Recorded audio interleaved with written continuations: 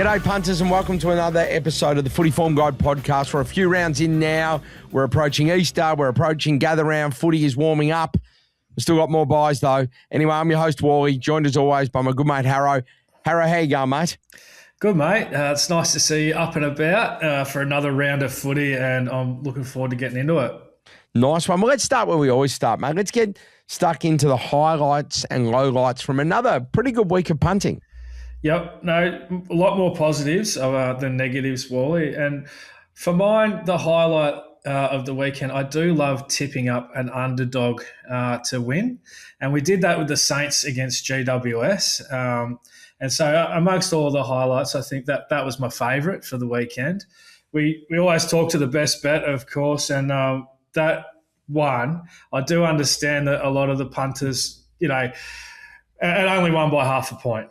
Some punters were probably unlucky and got the line that was probably up a couple of points after the podcast came out, so they might have missed out. So bit of a tough one, but you just think back to last year, Wally, we had that run of half-point losers on the best bet, which is incredible. Well, we get one back here, so we'll claim it. Yep, absolutely fair enough too. Mate, any negatives? Yeah, actually, I did like North Melbourne against West Coast just after North's first performance. But to the credit, West Coast showed that they're actually going to be a lot better this year, I think, than what people realise. They played fantastic, especially at home, I think. And so, look, was keen on North and got that one wrong, mate. All right, there you go, mate. All right, and onwards and upwards. So looking forward to this week. There's plenty we like across the round. Now, the selection table from last week. I actually got a couple of mates hit me up. And usually if my mates hit me up, it's usually to give me shit and tell me what I'm not doing right. But a couple of them said, hey, didn't mind this. I said, all right, let's continue it. So my ins and outs for this week across the world of footy. First one, ins, because it has to be a Thursday and Friday night footy, are propping up the AFL and the weekend slates. Yeah, opening round was pretty much average across the board. We know that. But then the next 3 or 4 games have been absolute crackers.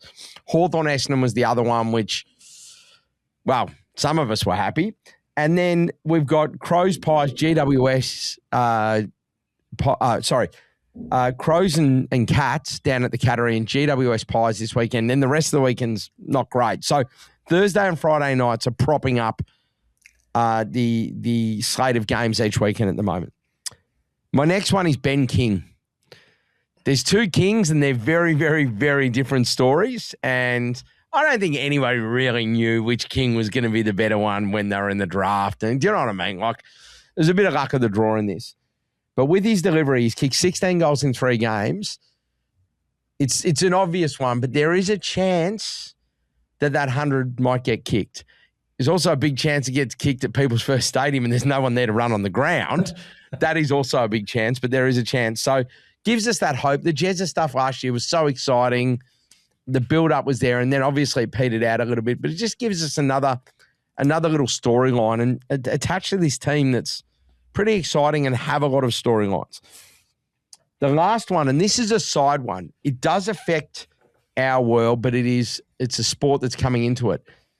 And I'm really happy this week that they have announced the date of the NFL game in Melbourne. Now, the game's going to be between the Rams and the 49ers. So we're talking about 2 big franchises that are both always perennial playoff teams that are, it should be a divisional matchup and all of that. So it should be a good game. We knew it was going to be a weird time. It is on Friday, the 11th of September at 10:35 a.m. So we're going to be having jars at 10:30 a.m. in the MCG watching NFL. Here's the best part. That is semi-final weekend. So I'm banking on they can play one of them at Marvel or there's an interstate one, which there's been a lot of. We could go 10:30 a.m. jars at the G, watching NFL, into a late long lunch and jars in the Arvo into a semi-final at night, either under the roof or interstate in a pub. So I'm getting excited. Tickets are out next week. I'm going to be there.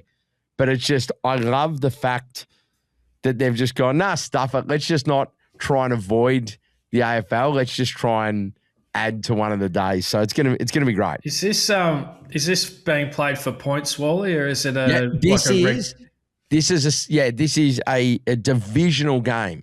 So these two teams, divisional games are arguably twice as important. Because there's rivalries, but more than that, in the NFL, just a quick 101.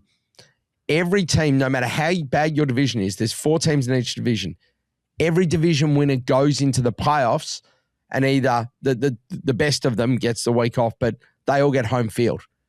So they all get a home final in a knockout playoff series if they win their division. So even if you and your other teams aren't great. So everyone in your division you beat, it's like what we call an 8-point game here. So this matters, and they're two good teams. So, yeah, definitely not an exhibition. It's a must watch. All right. What's out for me this week, Harrow? Well, I just thought I'd put all this under one banner. Because I think it's just happened. Do you know what's out? I think I'm tired of the AFL trolling us as supporters. I just want to recap our first sort of month of footy. And if they are trolling us, good on you. You've got us all. First off, I went to the G for Hawthorn Sydney. A heap of food stalls were shut. I'm an AFL member, so I pay an exorbitant amount of money to do that, which has gone up year on year. That's fine because that's my membership. I love going to the footy, and I try to go to enough games to make it worthwhile. There's only like 7 entries to the G. There's 2 gates that go into the AFL members. One of them, before a Thursday night Hawthorn Sydney match, was shut. The line for the other one, funnily enough, went back past the shut gate. That's what we were dealing with on Thursday night trying to get in. So that pissed me off, obviously. Then I mixed that in with the bye rounds. I touched on this last week, but have to again. Listen to this. Last week, 3 of the 4 preliminary finalists had a bye after we'd played 14 games of footy. This week, it's the top 4 teams on the ladder that have a bye. You can't make this shit up. No. I'm sorry, you can't. Then fixturing in general. So after Friday night, obviously, it drops away. 3 games under the lid, which I'm fine with. Doubleheader at Marvel. Only a game on Sunday at the G. It's just there'll be overlappers and all that coming up. But I don't mind the extra games at Marvel. I've no secret I'm one of the ones that likes Marvel. I reckon there isn't a bad seat. It's easy to get to via train or car. And they've got the best restaurant options of any stadium, which I like. I like food, as you can see, Harry. Now, then there's this. Again, the next week, we have Easter. We have Easter weekend. So we have 5 days. There's another bye, Harrow. 2 more teams have byes. So we have 5 days of footy to fill. It's Easter weekend. It's huge. We've got Good Friday. We've got the 2 Good Friday games. We've got Easter Monday at the G, and we've still got teams having byes.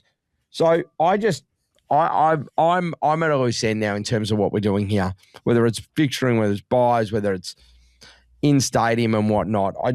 Something's got to change. All right. So that's out for me. There's a lot. There is a lot. All right. Let's get back to some positive stuff because I've ranted and raved enough there. Maybe I should start with the out and then finish with the in. So then that way we're finishing on a good note. But go, mate. I'm glad you got it out of your system, mate. That's it's the one thing, like a lot of people hit me up and go, you're a fucking idiot.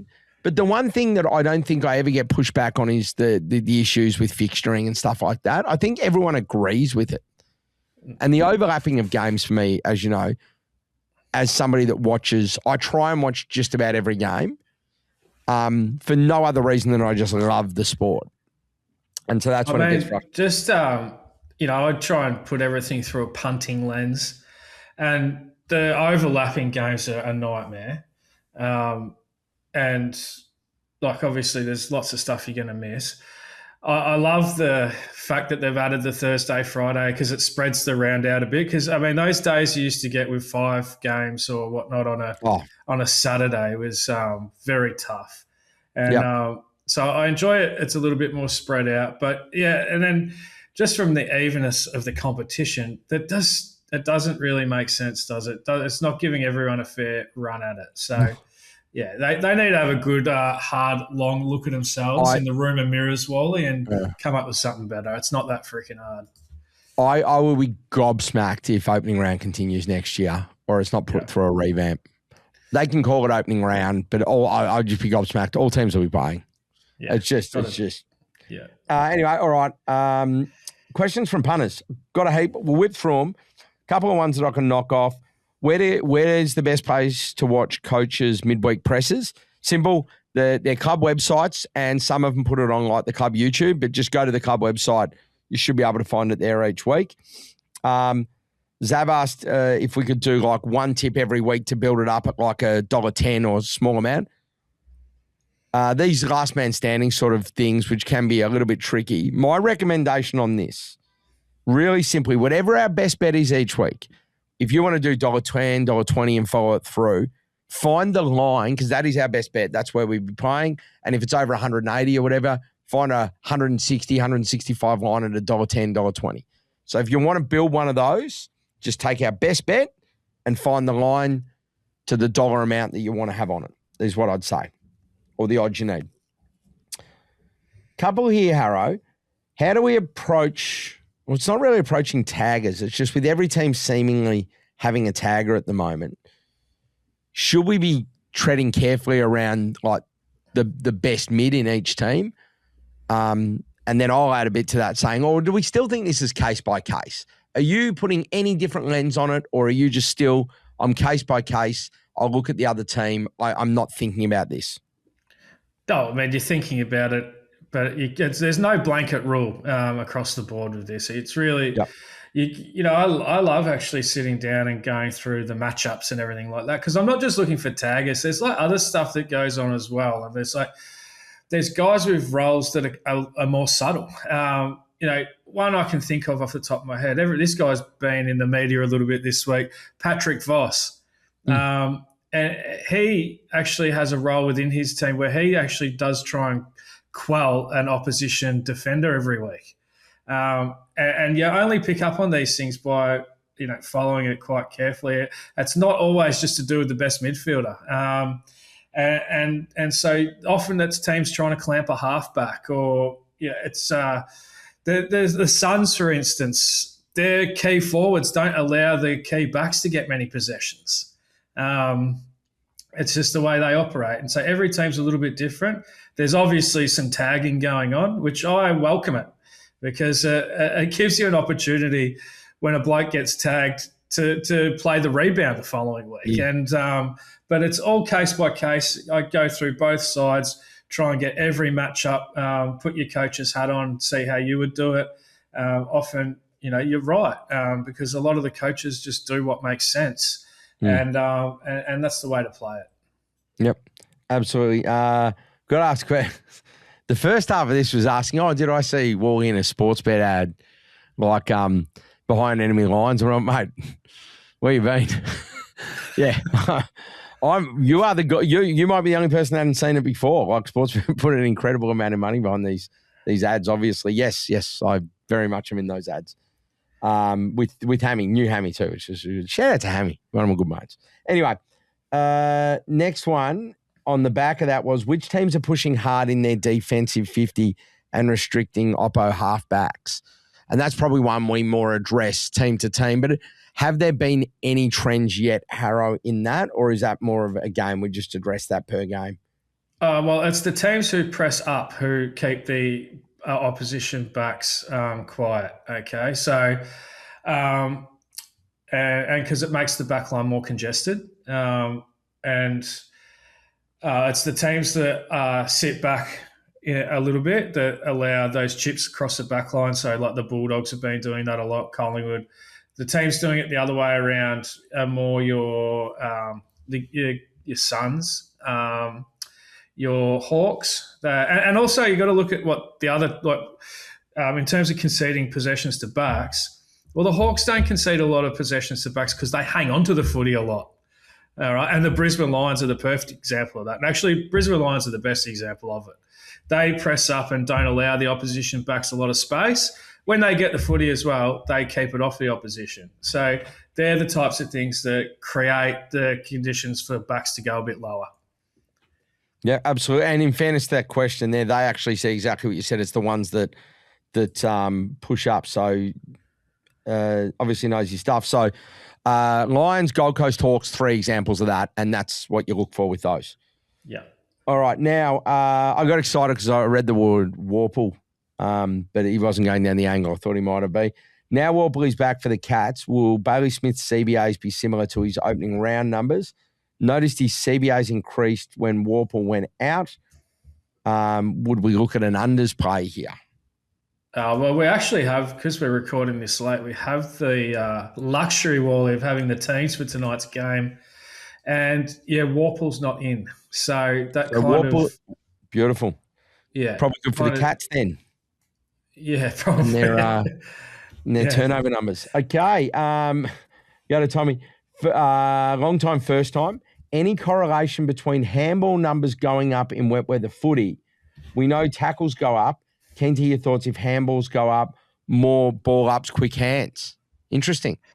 I think I haven't had a chance to dive right into this, and I will come back after I've had a better look at it. Great. My senses tell me that teams actually just try and get territory and slam the ball on the boot rather than flick it around with the hands. And I mean, I don't know what your junior coaches were like, Wally, but my junior coaches were definitely like hungover. That's what they were like, Harrow. If I remember one thing from my junior coaches, they were hungover. Right.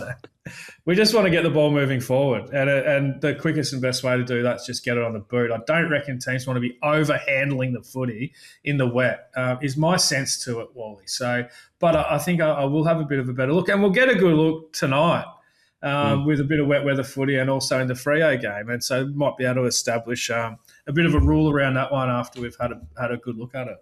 Great. And the question's valid because now you can bet on kicks and handballs, not just disposals with certain books. So if there is a trend there, it's definitely worth getting involved. All right, our man Steve, do you think it's wise to be limiting the amount or size of the bets in the opening 6 rounds? I actually think it's a good question.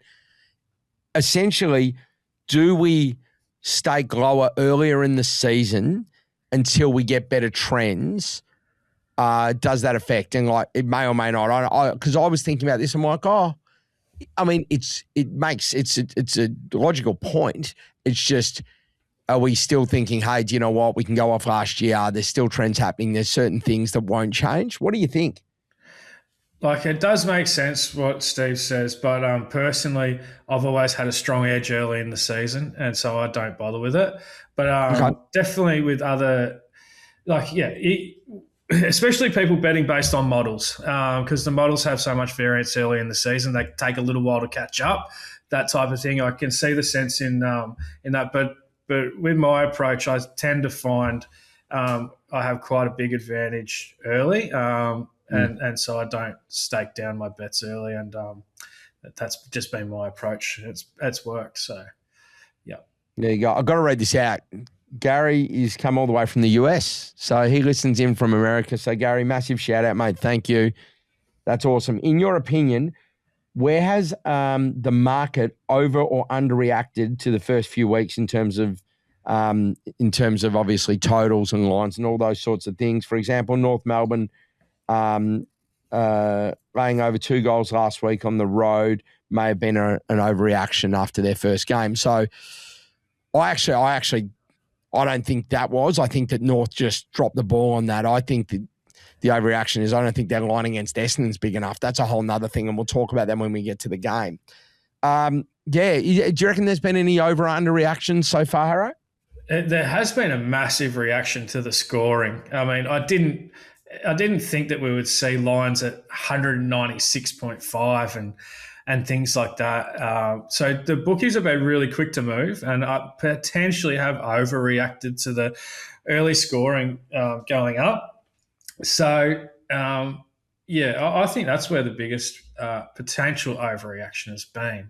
And we're going to see, we're going to start seeing some wet football and all these types of things. So it's going to be interesting to see whether they can react fast enough coming back the other way when scores inevitably do start to come down again. Yep, very good, Harrow. And last one from Dizzy was any updates on markets. Now a few rounds have been played. I'm just going to ask you a couple of quick fire questions, and you tell me whether we're happy, we're melancholy, we don't feel anything, or if we're a little bit of panic stations. The teams we spoke about that we did like at the start of the year for the premiership at their odds were Brisbane, Freo. We also thought Sydney were going to be quite good. Of those three there, Harrow, if we said Brisbane, the only thing for me with Brisbane is we're getting a slightly better price and they start slow every year. So I'm okay with them. You still okay? I'll be topping up, actually. There you no go. problem there. Yeah. Freo, we're happy enough? Everything because they're looks still good. double figures, aren't they? Yeah. Freo, they've got work to do, but I like them still, yeah. And Swannies. Yeah, I think they're looking good as well. Obviously, the injury to Heaney, Goulden is a problem, but he's going to be back before the end of the season. So, they're going to be there and they're going to get him back. So, if we're getting a better price, great. Yeah. And you saw, I know that Hawthorn missed a lot of opportunities, but Sydney had themselves in that game on the G without their two best players. You take your two best players out of any team, and it's a completely different ball game. Anyway, there was a few players we spoke about. We spoke about Sam Flanders for the Brownlow at a massive price. I think we can put a line for him.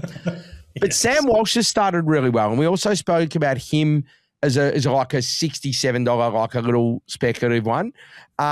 We spoke about Charlie Curnow for the Coleman. Again, look, he has started very slowly, but as we also know with forwards, the big key forwards, once it all clicks, if they've had a slow few weeks, it doesn't really matter. So I think that in terms of the teams we like for the flag, good.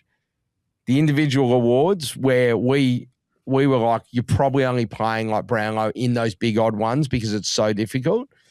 But yeah, anyway, that's the update. So I could spend all day trawling through social, but there was a lot there this week and I got through most of it because they were really good questions. And as I say, as everyone knows, on social, we've got our Insta, we've got our X or Twitter.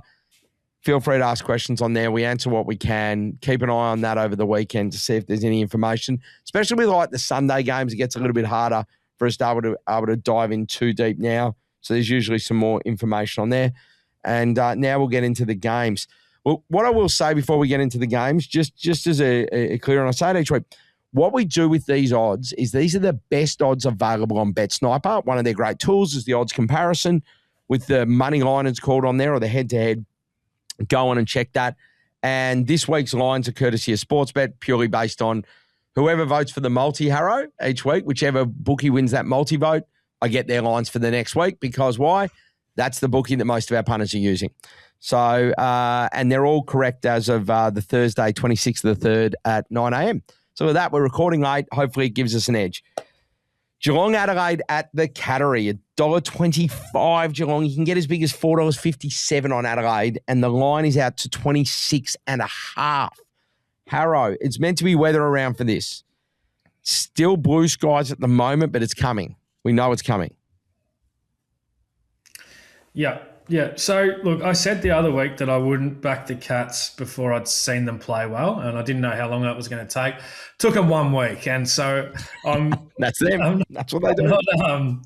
I'm not afraid to back the Cats, but I find also with the Cats, you just really rarely get a bargain price for them, do you? You're always sort of paying a bit of a premium to be on them.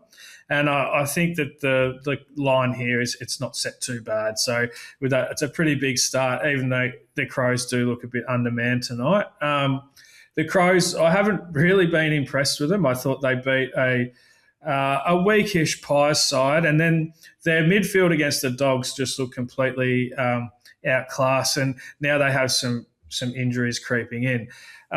With this weather around Walley, I quite like the under total points. And this is where I think maybe the adjustment hasn't been big enough because I don't think the new rules are going to help scoring in bad conditions.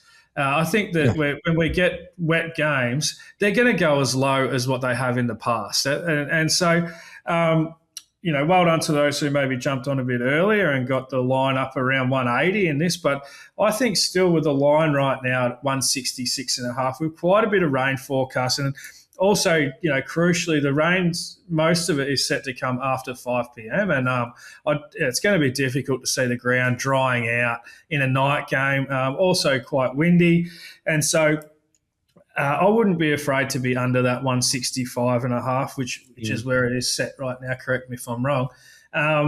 So I think that's a good play. I think, 41 points or so a quarter, you just need one or two like slow patches or a bit of inaccuracy in the tougher conditions, and this goes under. So I'm pretty happy to play there. Now, given the conditions we're looking at are going to be a little bit tough, I have had a bit of a look at some players who have performed well in wet weather in the past. And the Cats, mate, they had 2 games that I could find last year which were clearly wet. And Maxi Holmes, he had 40 in the wet against Gold Coast at Cardinia Park last year. And the other game, the Geelong Cats, that fans, they would know this, they have their annual wet weather game against Brisbane. We've seen it the last 3 years. It's incredible, really. And he had 29 against the Lions in that wet game at the Gabba last year. So 2 out of 2 for Holmes in the wet last year gives me a fair bit of confidence that these conditions will suit him.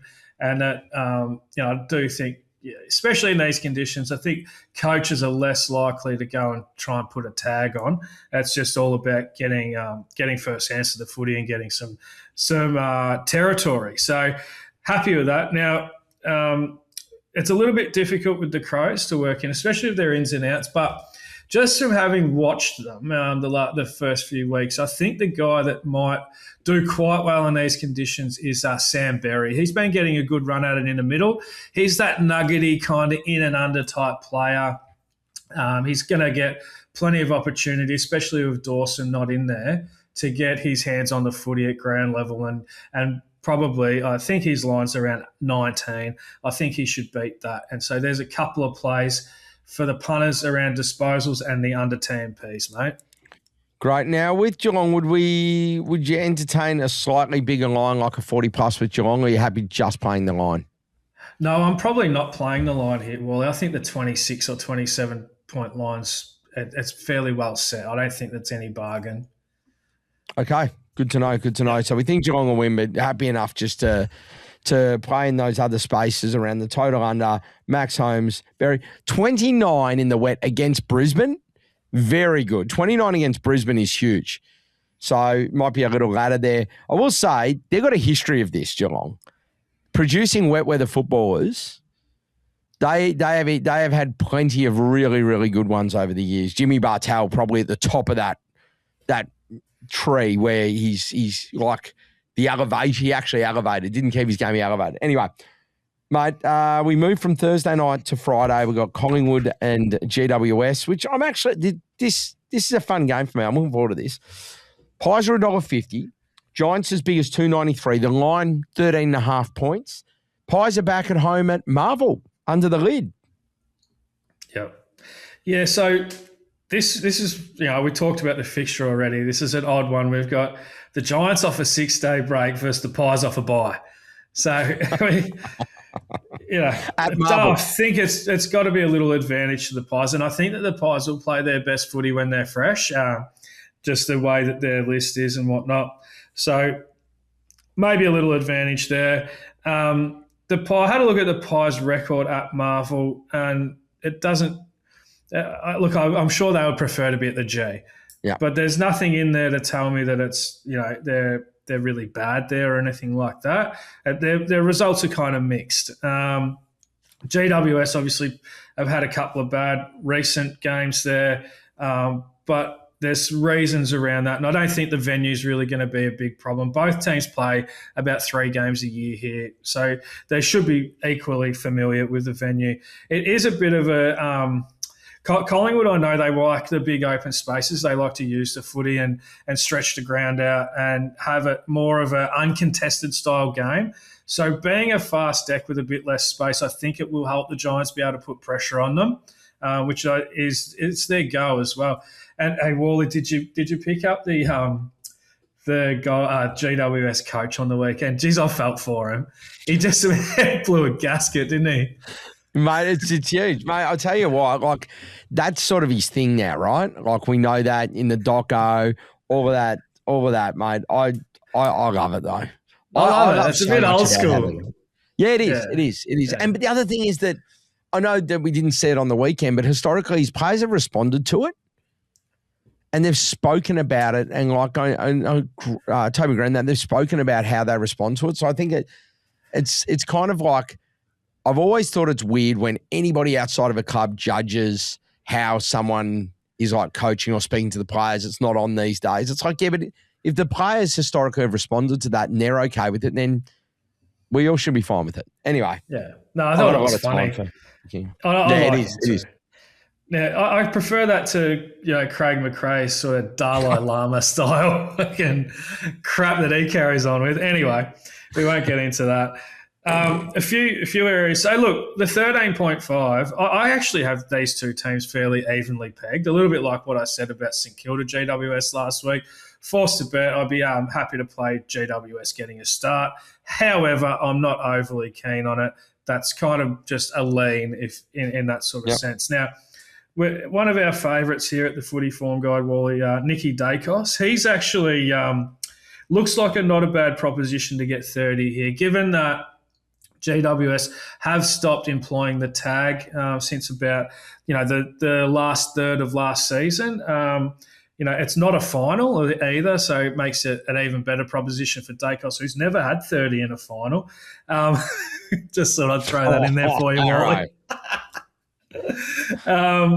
And he actually is like genuinely good value here for 30. So for 29, I think it is, or 30. So I'm pretty happy to play that. If he's not getting a tag, he gets 30. That's pretty simple. The other two guys here I like actually are, we've seen the Pies giving up quite high disposals to the backs this year.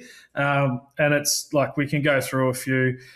Miller from Adelaide had 34, Sinclair 35, Wilkie 26, and Worrell 27. So there's some pretty big numbers. All those are above their average.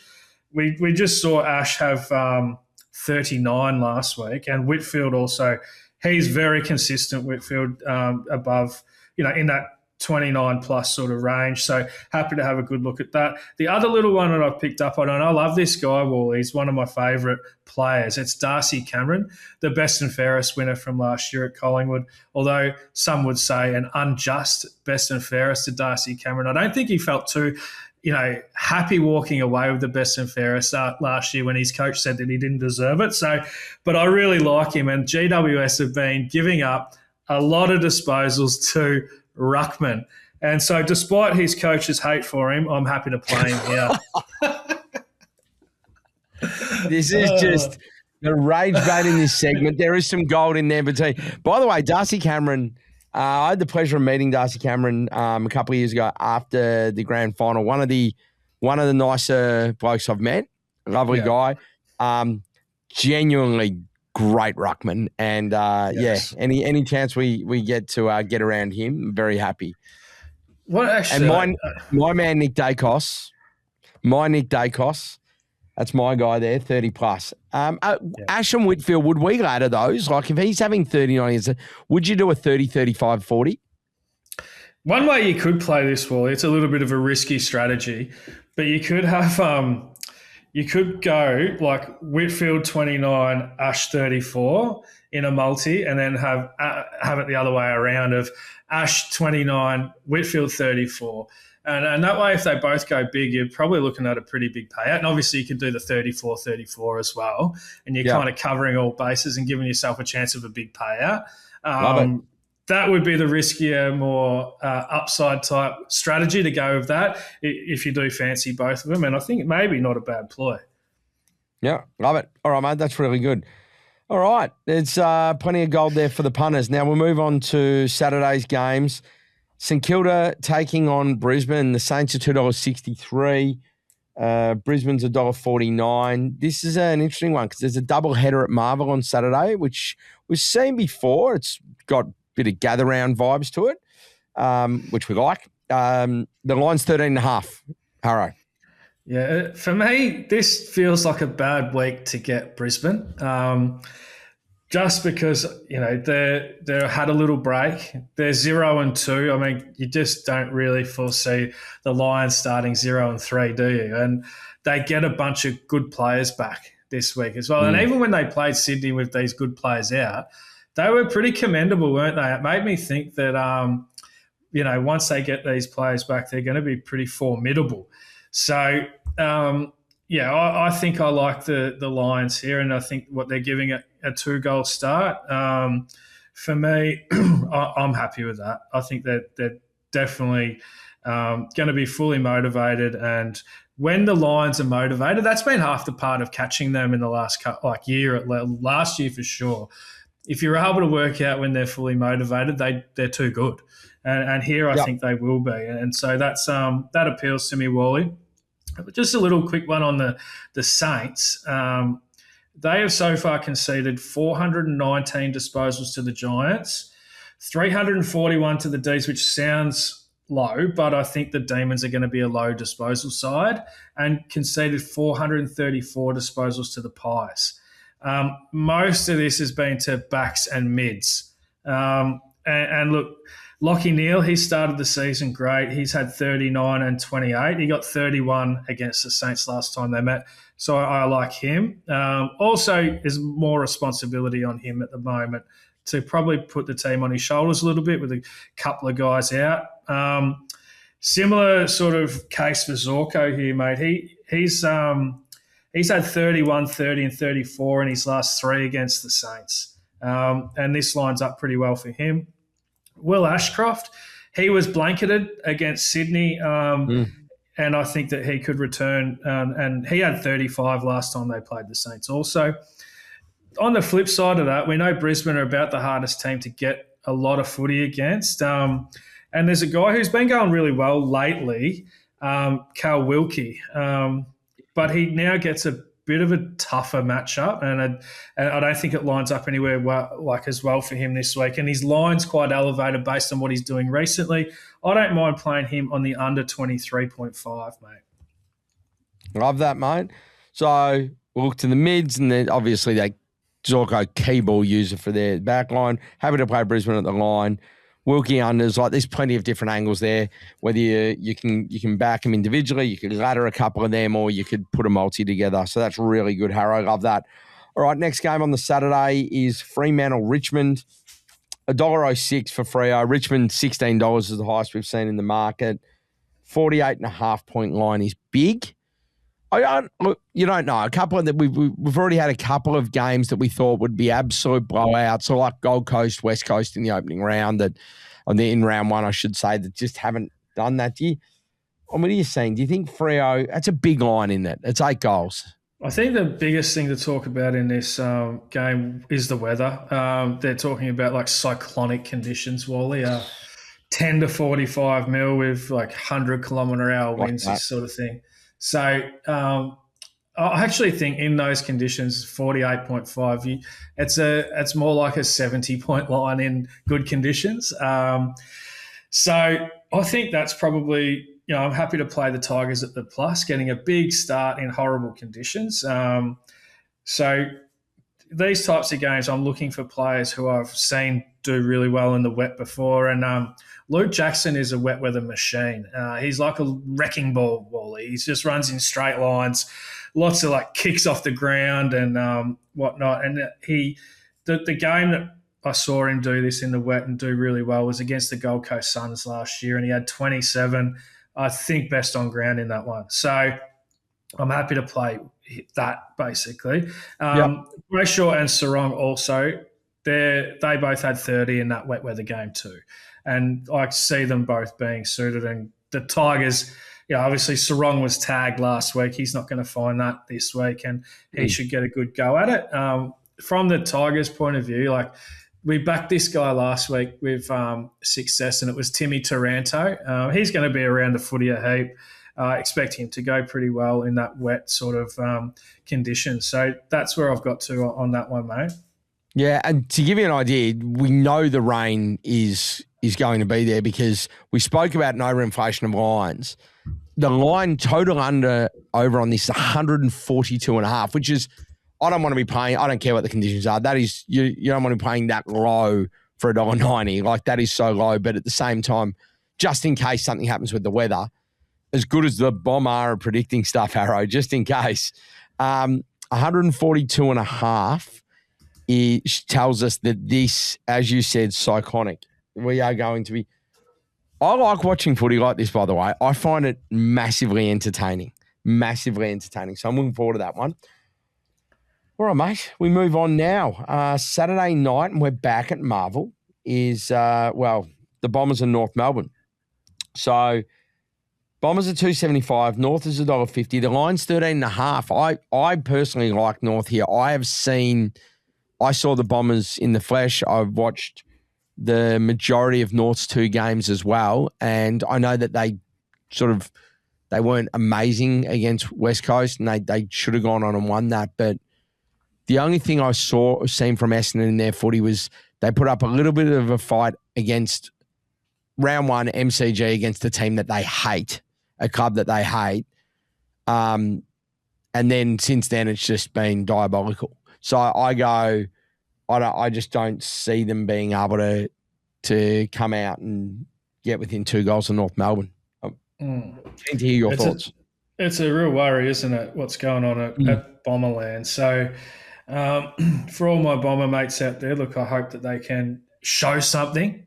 Even if they don't win, just show something. Because I'm a Carlton fan, and my team have been pathetic at times, but you can live with them when they have a crack. And I think the problem that they had last week was their pressure rating was apparently one of the lowest recorded. So I don't know, Wally. I think that there's obviously some things going wrong behind the scenes with the Bombers. They're not like a happy camp. And they just have to be opposed until they give us a reason to stop opposing them, in my opinion. And so that's what we'll be doing here. I'm happy to play North, giving a 2-goal start. I've actually liked what I've seen from North, even in their loss to West Coast, because West Coast played really well. And I think sometimes on the road, against an up and about side, these things can happen. And West Coast, as I said earlier, probably not going to be as bad as what people have thought. So happy to play North here, mate. Now, one guy that I'm going to probably want to have a look at here is big Christian Cherry, who is one of my favourite players. Talk about, a bloke who has a crack. There's really no better in terms of that contested style. We saw him last week have 23 contested possessions, 7 clearances, 9 tackles. And that's just what you want from your big, strong ruckman. And I think they all play a bit taller with him. He's a bit of a machine, isn't he? And you wouldn't want to be on the other end of a big tackle from Christian Cherry. So he gets a weak opponent here, Blackiston. And we saw that Jordan Sweet, who's no good himself, he had the better of Blackiston. So, so that's where I've got to with that. Further to that, look, we saw Butters, one of my favourite players. He had 36 on the weekend. And you got to think that who is North's version of Butters, and it's Harry Sheasel, who nobody knows how to find the footy as well as this bloke. And so I'm pretty happy to back him to have 30 plus here, mate, as well. So the other thing, Wally, with this, the total points line is set at 186.5. And I know you could look at this 2 ways and go, well, the Bombers have conceded cricket scores so far in their 2 games. And I think both games have made up around that 200 or more points. North have had 1 go under, 1 go over, but both games looked fairly high scoring. But you listen to both teams, and he's talked a lot about defence this year. Look, I don't think North are going to have a big problem defending the Bombers. And then all I've heard all week from the Bombers is the problems in the defence. So you could see something very negative in this game, given the amount of pressure that the coaches are under. And so, look, the under 186.5, it could be a play. That the risk to it is that that probably the Essendon get opened up again. But I think just hearing these little things that come out of both camps with the line at 186.5 doesn't take a lot for that to go under. With that, Harrow, would you play that with a smallish bet, just a speculative bet, or is that one of the ones where we go, all right, I'm just going to have a really small bet on an even lower line and get like the $4 or $5 for, say, 160 points in case it is really gridlocked? What'd you do here? I think that's probably not the worst one. There's no way I'd be having a big stake on this bet just because you look at what the teams have conceded so far, and it is this bet is kind of counterintuitive based on what the teams have been doing. It's more of an intuitive bet based on what moves you can kind of foresee the teams making, and so it's a little bit of a speculative one. Definitely not something to go to town on, but it's something that has come across my mind. With Tristan Cherry, would you consider? We spoke about disposals, but given the tackling, the hit outs, the way he gets around the ball, would you consider with this like a fantasy, if you can get a fantasy line or something like that as well? Do you reckon that that's a good play? I don't follow the fantasy stuff so much, Wally. There's probably other people would have a better idea about that than me. So it does make sense, though, doesn't it? Because you get really well rewarded for tackles, I believe. So, it's maybe one way to go about it. Yeah. So, and the reason I say that is I say there's Supercoach and there's fantasy, and I think Supercoach is different. Fantasy is like very AFL fantasy, like clearance. You get a point for this. Tackles, I think, are 4, hit outs are 1. So it's really easy. Anyway, I just thought I'd throw that into the mix. Next game, we move on to Sunday, and it's Port Adelaide West Coast. Now, Port obviously returned to the winners list, but what did they beat? That's what we've just spoken about there. They're $1.27. West Coast coming off a win of $4.30.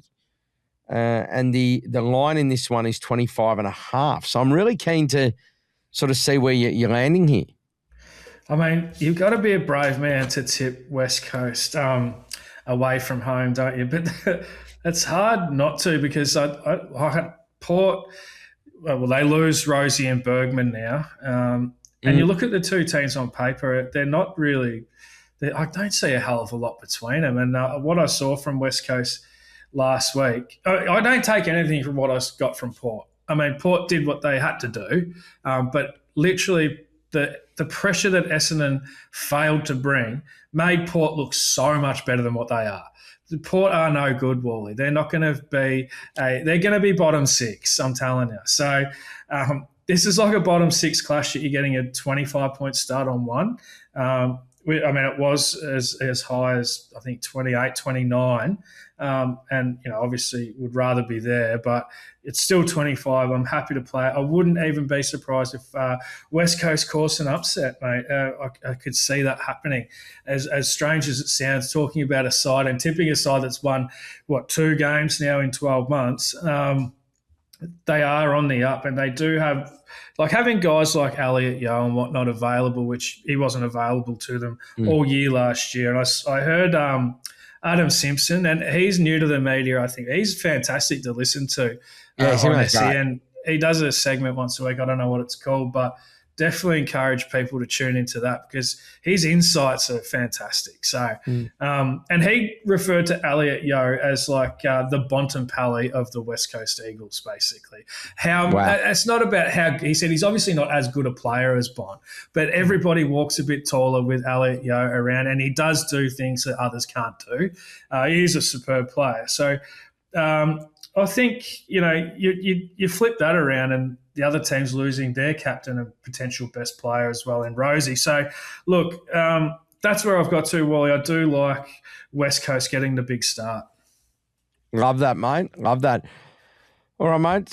The round of footy wraps up with this is really interesting, and it's basically a pick'em game in the markets at the moment, or just outside of Carlton, Melbourne. Carlton's $2, Melbourne's $1.88. The line's 1.5. So it is a real coin flip here. And then this one is a Carlton home game, but at the MCG. So it's where we're just bouncing around a little bit here with Marvel and the G and that. But this is very, and I know, look, we're still a few days away from this, so I'm not asking for all the detail here. Can the Baggers go 2-1 here, Harrow? I'm not too sure, Wally. I'm not too sure.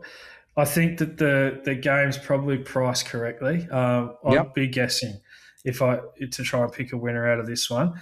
I've enjoyed what I've seen from the D so far. I haven't enjoyed what I've seen from the Blues so far. Just going on the eye test, I'd probably say the D's. But I'm actually going to this one, Wally.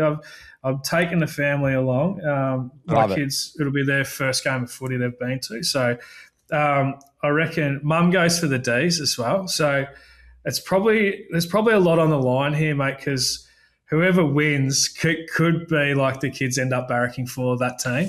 So I'll be hoping, although they say they barrack for Carlton at the moment, we'll see what happens. I know Mum will be having a bit of an influence on them if the D's win. So, but getting back to what I like in this game, there's some strong things going on at Demon Land in terms of trends, Wally.